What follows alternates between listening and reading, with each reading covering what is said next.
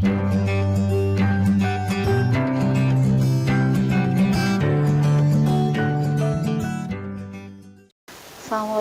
warahmatullahi wabarakatuh. Kita kembali lagi di pelajaran PPKN di bahasan bab 3 kelas 7, yaitu tentang perumusan dan pengesahan Undang-Undang Dasar Negara Republik Indonesia tahun 1945. Untuk kompetensi dasarnya yaitu tentang 3.3, yaitu menganalisis kesejarahan perumusan dan pengesahan Undang-Undang Dasar Negara Republik Indonesia tahun 1945, dan 4.3-nya yaitu tentang mendemonstrasikan proses kesejarahan perumusan dan pengesahan Undang-Undang Dasar Negara Republik Indonesia tahun 1945. Kita kembali ke materi. Untuk bahasannya, di dalam perumusan dan pengesahan Undang-Undang Dasar 1945 itu ada 3. Yang pertama yaitu tentang perumusan dan pengesahan Undang-Undang Dasar. Yang kedua, ada peran penting dari Undang-Undang Dasar 1945 bagi bangsa dan negara Indonesia. Dan yang terakhir adalah tentang peran-peran tokoh dari perumus Undang-Undang Dasar 1945. Selanjutnya kita bahas poin yang pertama, yaitu tentang perumusan dan pengesahan dari Undang-Undang Dasar 1945. Nah, untuk bahasan ini kita sudah membahasnya di bab 1 yang kemarin, di bab 1 yang kelas 7 itu, yaitu tentang Undang-Undang Dasar 45. Jadi bahasannya memang bab 1 itu untuk bab 3 ini masih tidak jauh bahasannya dari yang bahasan yang kemarin. Dan kita mulai untuk perumusan dan pengesahan dari Undang-Undang Dasar 1945 itu kita mulai pada tanggal 12 Juni 1945, di mana pada tanggal itu adalah ada panitia 9 yang berhasil merumuskan dasar negara untuk Indonesia merdeka. Nah, selanjutnya ada pada tanggal 10 sampai 17 Juli 1945. Nah, di sana di tanggal itu ada sidang BPUPKI yang kedua, yang tujuannya adalah untuk membahas rancangan Undang-Undang Dasar, dan pada saat itu sidangnya diketuai oleh Insinyur Soekarno.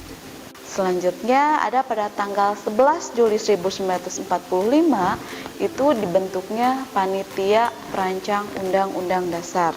Nah, Panitia Perancang Undang-Undang Dasar itu dibagi menjadi 3 panitia kecil, yaitu yang pertama adalah Panitia Kecil Perancang Undang-Undang Dasar, yang kedua ada Panitia Perancang Keuangan Perekonomian, dan yang ketiga adalah Panitia Perancang Pembelaan Tanah Air.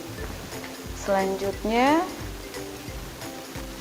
pada tanggal 13 Juli 1945-nya itu adalah ada sidang Panitia Perancang Undang-Undang Dasar, dan isinya adalah membahas hasil kerja dari panitia kecil yang bertugas dari merancang isi dari Undang-Undang Dasar. Selanjutnya ada tanggal 14 Juli 1945. Kalau pada tanggal itu adalah adanya sidang pleno dari BPUPKI, yaitu dan di dalamnya membahas 3 masalah pokok.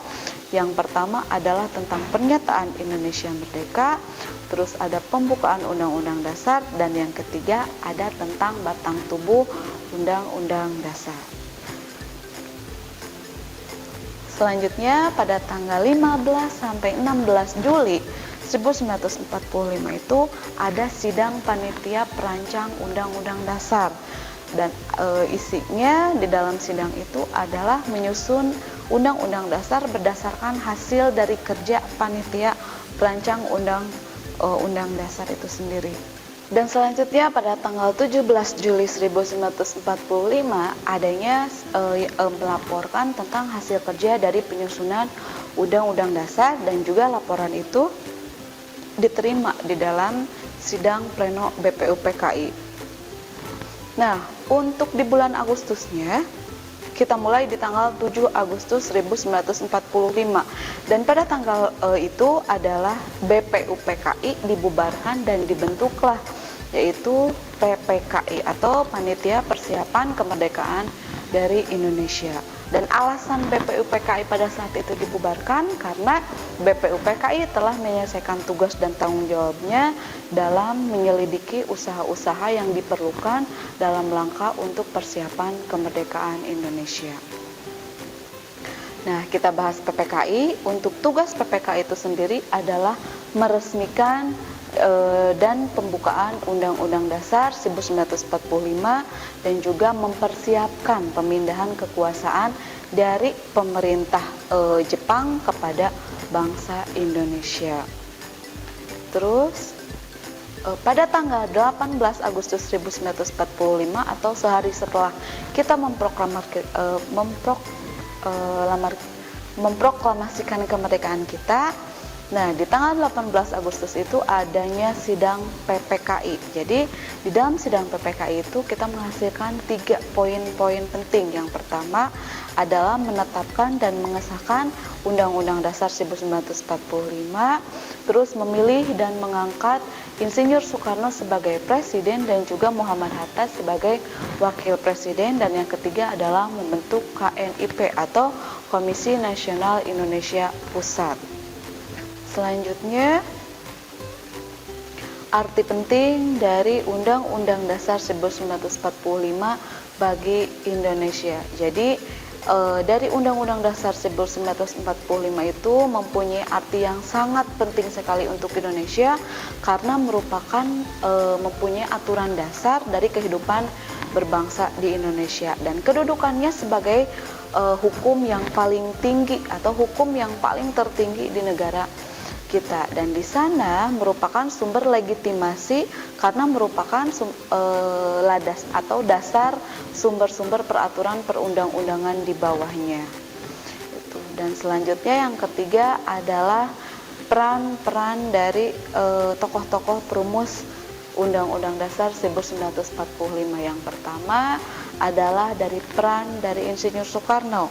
Nah, untuk peran dari Insinyur Soekarno itu yang pertama adalah sebagai Ketua Perancang Undang-Undang Dasar, yang kedua adalah sebagai Ketua Panitia Persiapan Kemerdekaan Indonesia, dan untuk Muhammad Hatta yaitu sebagai Ketua Panitia Perancang Keuangan dan Perekonomian.